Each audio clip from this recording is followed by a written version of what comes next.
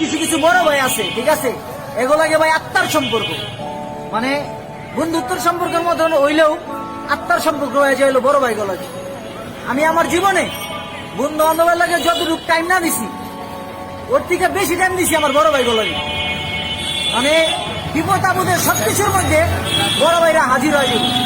সবকিছুর জ্ঞান কথাবার্তা কেউ জানো না জানো, বড় ভাইরা ঠিকই জানে।